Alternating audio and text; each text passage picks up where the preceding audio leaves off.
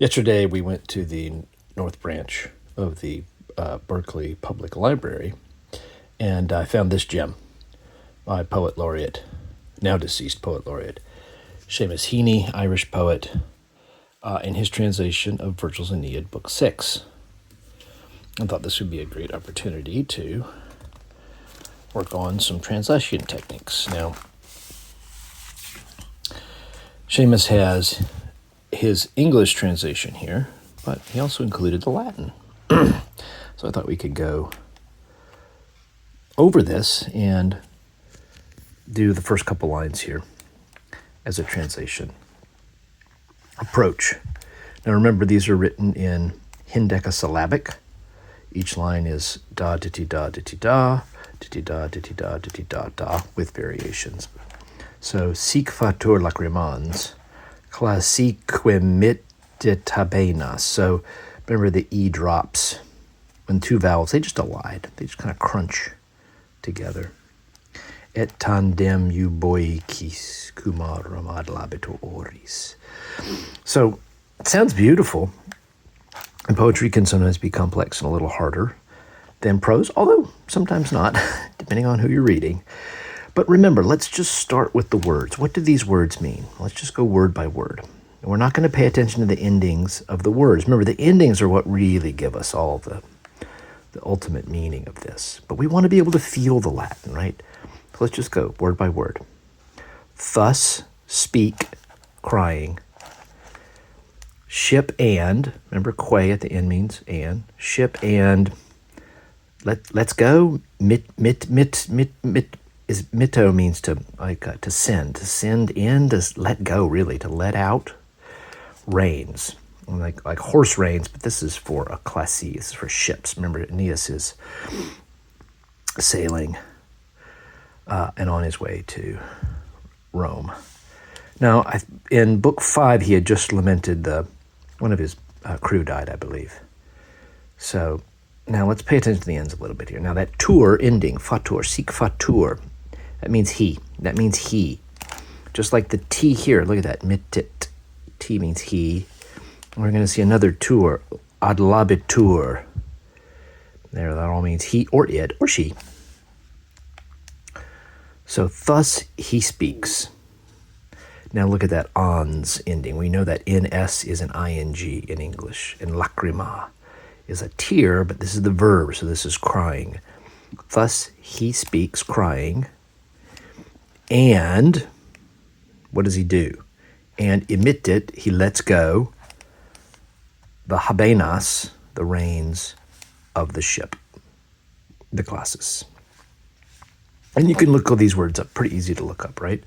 Thus he speaks, crying. Thus he speaks, crying. That's what he says. He's saying something about the dead friend. That's what he says, with tears in his eyes, crying, however you want to say that. And he lets go. He releases maybe the reins of the ship, like he's going to let the ship start to sail, right? He releases the reins, lets go the reins, sends off the reins of the ship. And, let's do this word by word. At last, Eu-bo-ï-cis, Cumar, this is a great word, adlabitur. I always remember this from Lucretius when he talks about the stars of the sky. They're sliding around up there. They're gliding around. Adlabitur means to glide towards or slide towards or make your way towards in that way. Imagine the ships on the ocean, adlabitur, and then shores. Okay, and at last, Eu-bo-ï-cis, Cumar, glides toward shores. This is probably not too hard. All right. Thus he speaks, crying, and lets go the reins of the ship. And at last, tour, he glides towards, makes his way towards oris Eu-bo-ï-cis. So see how those are both is endings? They go together. This is an adjective. We could look that up and find that out. You know that this is a noun, shores. And at last makes his way to the Eu-bo-ï-cis shores, Cumaram, always plural, That arum ending we know means of. And at last, glides his way to adlabitur. Sometimes these compound, not always, doesn't here. Look, habenas is accusative plural. Lets go what? What does he let go? He lets go the reins of the ship. But here, adlabitur oris. This is more directional, right? And that dative right there, it could be dative or ablative. Probably dative, direction. To, remember dative is to or for, to the shores. And he glides to the shores, the Euboïan shores of Cumae. Once again. Thus he speaks, crying. That's what he said with tears in his eyes. And he released the holds on the ship, the things that were holding the ship back, the reins, and at last maybe starts gliding toward, or at last starts his way toward the Euboïan shores of Cumae. Now, let's see what Seamus says over here. Okay. In tears as he speaks, Aeneas loosens out sail and gives the whole fleet its head. So now at last they ride ashore on the waves at Euboïan Cumae. So they come ashore, they ride ashore on the waves at Euboïan Cumae. So he does it in 3 lines because he's a poet. Translations are always a re-seeing, a responsible re-seeing. So this is the way a poet laureate, one of the best poets of the last 100 years, translates these lines that we just went over, these 2 lines. And you think about Vergil and the compactness of these lines. Sic fatur lacrimans, classique mittent penas et tandem Euboïcis, Cumarum adlabitoris. Is, you can just hear him, adlabitur oris. He's, making his way to the rides.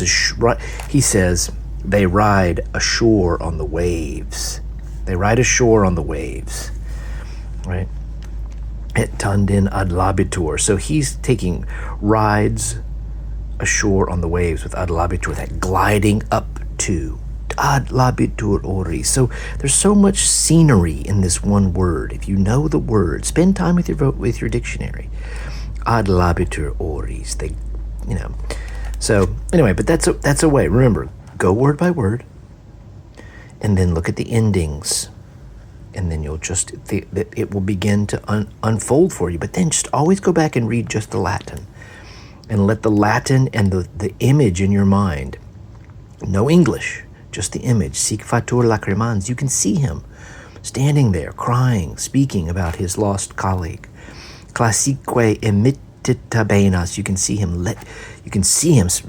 however you do it. We'd have to research that more to truly understand how the Romans did that. But, he's letting the ships go. They're on their way, and tandem Euboïcis, Cumaram adlabitoris. And imagine with that adlabitur, them just gliding up onto. Can you see that the hull of the ship coming up onto the oris, the Eu-bo-ï-cis oris Cumaram? That's how you can know the Latin, but you can feel it at the same time.